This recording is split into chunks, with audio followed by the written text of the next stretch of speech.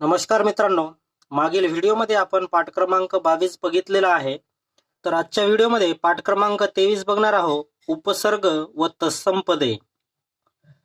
मराठीमध्ये नेहमी येणारे काही उपसर्ग व तत्सम पदे याकरिता केलेली संकेत योजना पुढे दर्शवलेली आहे. ज्या ठिकाणी या पदासाठी असलेली खूण तुटक लिहावयाची असेल त्या ठिकाणी बाकीच्या संकेताकृतीची स्थिती त्यांच्या नंतर येणाऱ्या स्वरास अनुसरून राहील. त्यानंतर उपसर्ग व तत्सम पदे आणि त्यावर आधारित संकेत योजना व उदाहरणे पाहणार आहोत. गैर. मित्रांनो, गैर हे उपसर्ग करिता आपल्याला र चा अंकुश काढून क ची संकेत रेखा काढायची आहे आणि ती जोडून अथवा तुटक काढावयाची आहे. आता त्यावरील उदाहरण पाहणार आहोत. गैरशिस्त. मित्रांनो, गैरशिस्त या शब्दामध्ये गैर नंतर शिस्त आहे. आता गैर करिता र चा अंकुश आणि क ची संकेत रेखा रेषेच्या वर काढायची आहे, कारण त्यानंतर श ची संकेत रेखा अधोगामी निघणार आहे आणि श ची संकेत रेखा आपल्याला रेषेच्या मधून काढून स्त करिता स्तचा लंबवर्तुळ काढावयाचा आहे. आता श ला लागलेला तृतीय स्थानाचा स्वर स्त या लंबवर्तुळाच्या उजव्या बाजूने ई चा स्वर द्यावयाचा आहे, म्हणजेच गैर शिस्त. त्यानंतर दूर. मित्रांनो, दूर हे उपसर्ग असून दूर करिता र चा अंकुश काढून द ची संकेत रेखा रेषेमधून जोडून किंवा तुटक काढावयाची आहे. आता त्यावरील उदाहरण पाहणार आहोत. उदाहरणार्थ दुर्गम. आता दुर्गम या शब्दाकरिता र चा अंकुश काढून द ची संकेत रेखा रेषेमधून काढायची आहे. त्यानंतर क ची संकेत रेखा काढून त्यानंतर शेवटी म ची संकेत रेखा काढायची आहे. आता दूर हे उपसर्ग त्याला जोडून आपल्याला गम ही संकेत रेखा काढायची आहे. आता गम काढता वेळेस ग चा उच्चार करता वेळेस अ असा स्वर लागणार आहे, म्हणून ग च्या खालच्या बाजूने ग च्या मधोमध अ असा स्वर देणार आहोत. त्यानंतर शेवटी म ची संकेत रेखा आहे, म्हणजेच दुर्गम. त्यानंतर पारी. मित्रांनो, पारी हे उपसर्ग आहे, त्याकरिता र चा अंकुश काढून प ची संकेत रेखा रेषेच्या वर तुटक काढावयाची आहे. आता त्यावरील उदाहरण पाहणार आहोत. उदाहरणार्थ पारिभाषिक. मित्रांनो, पारिभाषिक या शब्दाकरिता पारीकरिता र चा अंकुश काढून प ची संकेत रेखा रेषेवर तुटक काढावयाची आहे. त्यानंतर भाषिक करिता भ ची संकेत रेखा काढून स चा अंकुश काढायचा आहे आणि क ची संकेत रेखा पूर्ण काढावयाची आहे. आता भ ला लागलेला प्रथम स्थानाचा स्वर भ या संकेत रेखेच्या उजव्या बाजूने प्रथम स्थानी द्यावयाचा आहे. त्यानंतर श लाही तृतीय स्थानाचा स्वर ई लागलेला आहे, म्हणून श या नंतर आलेल्या संकेत रेखेच्या वरच्या बाजूने आपल्याला ई असा स्वर द्यायचा आहे. त्यानंतर क ची संकेत रेखा आहे, म्हणजेच पारिभाषिक. त्यानंतर परी किंवा परा या उपसर्गाकरिता र चा अंकुश काढून प ची संकेत रेखा रेषेवर काढावयाची आहे. ही संकेत रेखा तुटक काढावयाची आहे. त्यावरील उदाहरण पाहणार आहोत. उदाहरणार्थ पराभव. मित्रांनो, पराभव या शब्दाकरिता पराकरिता आपल्याला र चा अंकुश काढून प ची संकेत रेखा रेषेवर तुटक काढावयाची आहे. त्यानंतर भव करिता भ ची संकेत रेखा काढून व करिता व चा अंकुश द्यावयाचा आहे. आता भ चा उच्चार करता वेळेस अ असा स्वर लागणार आहे, म्हणून भ च्या उजव्या बाजूने भ च्या मधोमध अ असा स्वर देणार आहोत, म्हणजेच पराभव. त्यानंतर परिपालन. मित्रांनो, परिपालन या शब्दामध्येही परीकरिता आपल्याला र चा अंकुश काढून प ची संकेत रेखा रेषेवर काढायची आहे आणि पालन करिता ल चा अंकुश काढून प ची संकेत रेखा काढायची आहे आणि शेवटी आलेल्या न करिता न चा अंकुश द्यावयाचा आहे. आता पहिला प्रथम स्थानाचा स्वर लागलेला आहे, त्या स्वराच्या ठिकाणी आपल्याला छोटा वर्तुळ द्यावयाचा आहे, म्हणजेच परिपालन. त्यानंतर प्रति. मित्रांनो, प्रति या उपसर्गामध्ये प्र नंतर त आल्यामुळे रचा अंकुश काढून प ची संकेत रेखा आपल्याला अर्धी काढावयाची आहे रेषेवर, आणि ती तुटक किंवा जोडून काढावयाची आहे. आता त्यावरील उदाहरण पाहणार आहोत. उदाहरणार्थ प्रतिकृती. मित्रांनो, प्रतिकृती या शब्दामध्येही रचा अंकुश काढून प ची संकेत रेखा अर्धी काढलेली आहे. त्यानंतर कृतीकरिता रचा अंकुश काढून क ची संकेत रेखा काढून शेवटी त ची संकेत रेखा आपल्याला रेषेच्या मधून अधोगामी काढावयाची आहे.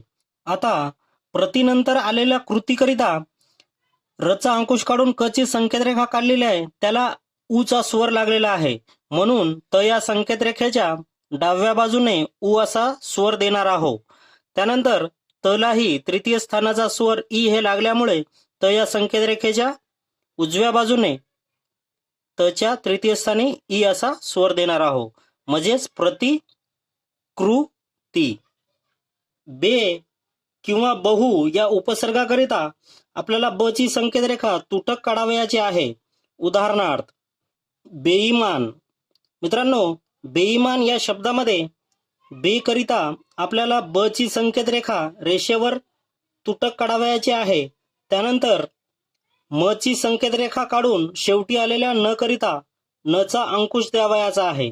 आता बे नंतर ई आलेला स्वर हे आपल्याला म या संकेत रेखेच्या शेवटी, म्हणजेच म च्या वरच्या बाजूने आपल्याला म च्या तृतीय स्थानी ई असा स्वर द्यायचा आहे. त्यानंतर म लाही प्रथम स्थानाचा स्वर लागलेला आहे, ते म या संकेत रेखेच्या खालच्या बाजूने म च्या सुरुवातीला आ असा स्वर देणार आहोत, म्हणजेच बे करिता तुटक ब ची संकेत रेखा, त्यानंतर ई, त्यानंतर म ला प्रथम स्थानाचा स्वर लागलेला आहे म च्या खाली मा, आणि न करिता न चा अंकुश दिलेला आहे, म्हणजेच बेईमान.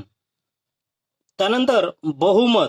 मित्रांनो, बहुमत यामध्येही बहु करता आपल्याला ब ची संकेत रेखा तुटक काढावयाची आहे, आणि शेवटी आलेल्या मत करिता म ची संकेत रेखा आपल्याला अर्धी काढावयाची आहे, कारण म नंतर त आलेला आहे, म्हणून म ची संकेत रेखा आपल्याला अर्धी काढावयाची आहे. आणि म चा उच्चार करता वेळेस अ असा स्वर लागतोच, म्हणून म च्या खालच्या बाजूने म च्या मधोमध अ असा स्वर देणार आहोत, म्हणजेच बहुमत.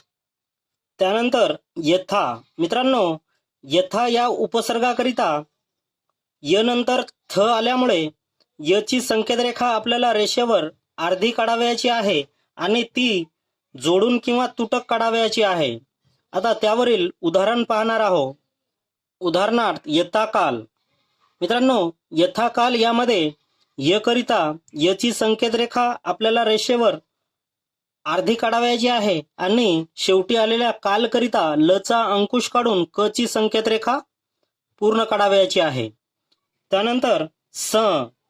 मित्रांनो, स या उपसर्गाकरिता स चे वर्तुळ सुरुवातीस तुटक किंवा जोडून काढावयाचे आहे. आता त्यावरील उदाहरण पाहणार आहोत. उदाहरणार्थ संकोच.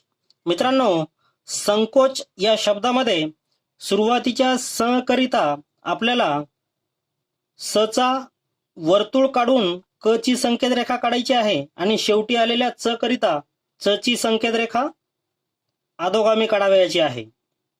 आता स चा उच्चार करता वेळेस अ असा स्वर लागतो, म्हणून क या संकेत रेखेच्या खालच्या बाजूने क च्या मधोमध अ असा स्वर देणार आहोत, म्हणजेच संकोच. त्यानंतर सम या उपसर्गाकरिता स चे वर्तुळ तुटक काढावयाचे आहे. आता यावरील उदाहरण पाहणार आहोत.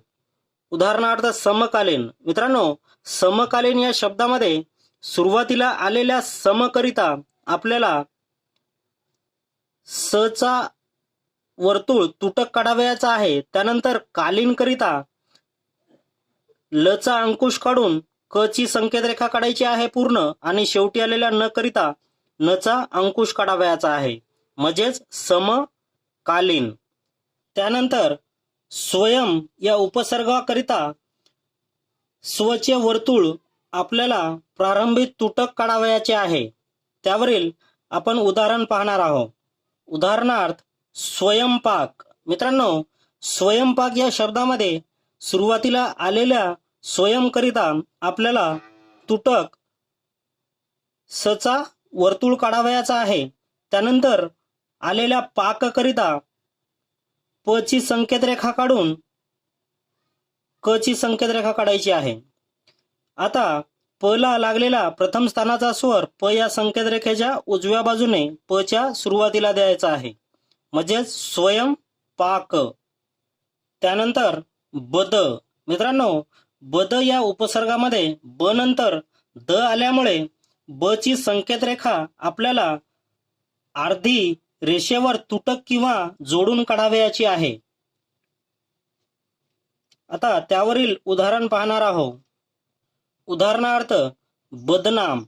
मित्रांनो, बदनाम या शब्दामध्ये बद करिता ब ची संकेत रेखा अर्धी आपल्याला रेषेवर तुटक काढावयाची आहे. त्यानंतर नामकरिता न ची संकेत रेखा रेषेच्या वर काढून म ची संकेत रेखा काढावयाची आहे. आता न ला लागलेला प्रथम स्थानाचा स्वर न या संकेत रेखेच्या डाव्या बाजूने न च्या सुरुवातीला द्यावयाचा आहे, म्हणजेच बद नाम. त्यानंतर महा या उपसर्गाकरिता म ची संकेत रेखा रेषेवर जोडून किंवा तुटक काढावयाची आहे. त्यानंतर आपण यावरील उदाहरण पाहणार आहोत. उदाहरणार्थ महाकाव्य. मित्रांनो, महाकाव्य या शब्दामध्ये महाकरिता म ची संकेत रेखा आपल्याला रेषेवर काढावयाची आहे तुटक. त्यानंतर काव्याकरिता क ची संकेत रेखा आपल्याला रेषेच्या वर काढून व ची संकेत रेखा आपल्याला पूर्ण काढावयाची आहे. आता क ला लागलेला आ चा स्वर क या संकेत रेखेच्या खालच्या बाजूने क च्या सुरुवातीला द्यावयाचा आहे. त्यानंतर व लाही अ चा स्वर लागतो, म्हणून व या संकेत रेखेच्या उजव्या बाजूने व च्या मधोमध अ असा स्वर देणार आहोत, म्हणजेच महाकाव्य. त्यानंतर महादशा. मित्रांनो, महादशा या शब्दामध्येही महाकरिता म ची संकेत रेखा आपल्याला तुटक रेषेवर काढायची आहे. त्यानंतर दशाकरिता द ची संकेत रेखा काढून शेवटी श ची संकेत रेखा रेषेच्या खाली काढावयाची आहे. आता द ला लागलेला अ चा स्वर द या संकेत रेखेच्या उजव्या बाजूने द च्या मधोमध द्यावयाचा आहे. त्यानंतर श लाही प्रथम स्थानाचा स्वर लागलेला आहे, म्हणून श या संकेत रेखेच्या उजव्या बाजूने श च्या सुरुवातीला आ चा स्वर द्यावयाचा आहे, म्हणजेच महादशा. त्यानंतर वरील उपसर्गाखेरीज लोक, राज, राष्ट्र यासारखे शब्दही केव्हा केव्हा शब्दाच्या सुरुवातीस उपसर्गासारखे येतात. अशा वेळी अनुक्रमे लोक, राज, राष्ट्र या संकेताकृतीचा जोडून किंवा तुटक उपयोग करावा. उदाहरणार्थ आता लोक करिता आपल्याला ल ची संकेत रेखा रेषेवर काढावयाची आहे. त्यानंतर राज करिता आपल्याला र ची संकेत रेखा रेषेच्या वर काढून शेवटी आलेला ज करिता मोठ्या वर्तुळाचा उपयोग करावयाचा आहे.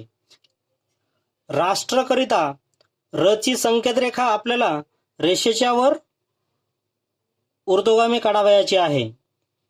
उदाहरणार्थ राजभाषा. मित्रांनो, राजभाषा या शब्दामध्ये राजकरिता आपल्याला र ची संकेत रेखा ऊर्ध्वगामी काढून ज करिता मोठ्या वर्तुळाचा उपयोग करावयाचा आहे आणि भाषाकरिता त्याला जोडून भ ची संकेत रेखा काढून नंतर शेवटी श करिता श ची संकेत रेखा रेषेमधून काढावयाची आहे. आता भ ला लागलेला प्रथम स्थानाचा स्वर भ या संकेत रेखेच्या उजव्या बाजूने भ च्या सुरुवातीला द्यावयाचा आहे.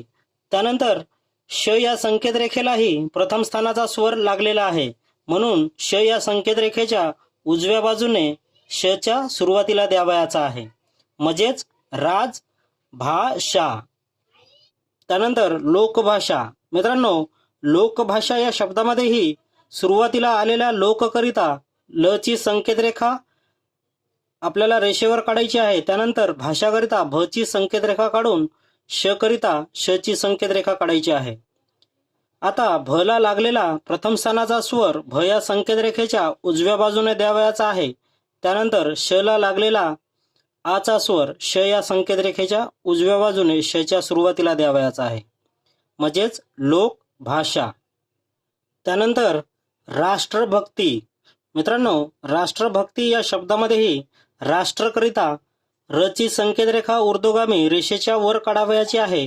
त्यानंतर भक्तीकरिता भ ची संकेतरेखा काढून क ची संकेतरेखा काढायची आहे आणि शेवटी त ची संकेतरेखा अधोगामी काढावयाची आहे. आता भ चा उच्चार करता वेळेस अ असा स्वर लागणार आहे, म्हणून भ च्या उजव्या बाजूने भ च्या मधोमध अ असा स्वर देणार आहोत. त्यानंतर शेवटी त लाही ई चा स्वर लागलेला आहे, म्हणून त या संकेतरेखेच्या उजव्या बाजूने त च्या शेवटी ई असा स्वर देणार आहोत, म्हणजेच राष्ट्रभक्ती. त्यानंतर या उदाहरणावर टीप दिलेला आहे ते पाहू. वरील नियमात काही बाबतीत उपसर्ग जोडून किंवा तुटक लिहिण्याची मुभा दिली असली तरी ते तुटक लिहिण्यापेक्षा जोडूनच लिहिण्याचा आणि वाचण्याचा शक्यतो सराव करणे फायद्याचे ठरेल.